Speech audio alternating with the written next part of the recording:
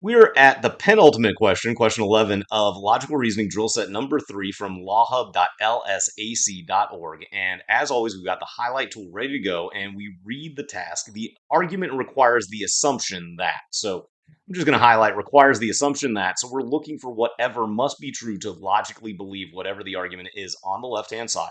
So we're going to read the paragraph up front. Kathy, who has worked for Acme Corporation for 5 years, will resign if she does not receive what she considers to be a meaningful promotion this year. Okay, statement of fact, not our conclusion. We know we're going to have to highlight the conclusion, but it's not going to be this first sentence. Acme management has decided to promote Kathy to a more prestigious position, but with no increase in pay. Okay, another statement of fact. On this basis, we can conclude that Kathy will resign. Now, when you have in real life scenarios, you should be able to predict what an assumption might be. And hopefully you're already thinking, well, it says that she doesn't receive what she considers to be a meaningful promotion. But we've learned that she's going to be promoted, but she doesn't get a pay increase. So your mind should already be kind of walking towards, well, we have to assume that that pay increase is necessary for her to consider the promotion herself meaningful. So we'll have that mental prediction as we go to the answer choices. Starting with choice A, Kathy does not consider the promotion meaningful in that it carries no pay increase. Well, ding, ding, ding. That is exactly what we predicted. Thank you for watching this explanation video of an official LSAT practice question from lawhub.lsac.org. If you're enjoying the tips that it contains, please consider liking the video.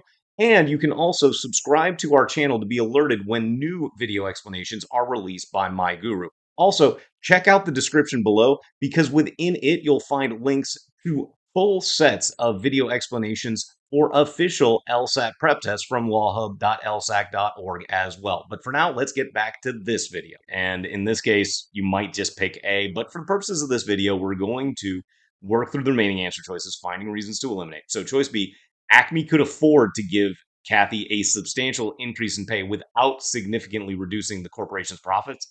Pick a side. Could afford. We don't care what Acme could afford from Kathy's perspective. We don't know anything about the corporation's profits. As soon as you find a reason, you can eliminate it. You don't need to dive into it too deeply.